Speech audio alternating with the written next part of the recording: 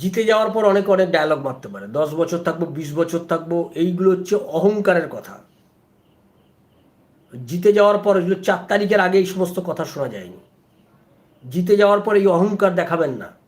মমতা ব্যানার্জি অহংকার দেখাতো, আর এই অহংকারকে যখন আমরা সমালোচনা করতাম তখন আমাদেরকে গালাগাল দিত, বিজেপির দালাল বলে। পতন হয়েছে কিরকম দেখেছেন তো, কিরকম পতনটা হলো মমতা ব্যানার্জির। তাই ওই মমতা ব্যানার্জির মতো অহংকার দেখাবেন না। 10 বছর থাকবো, 10 বছর থাকার আপনি কে?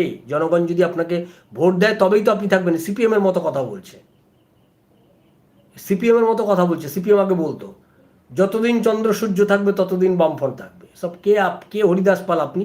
জনগণ আপনাকে ভোট দিয়েছে তাই আপনি জিতেছেন।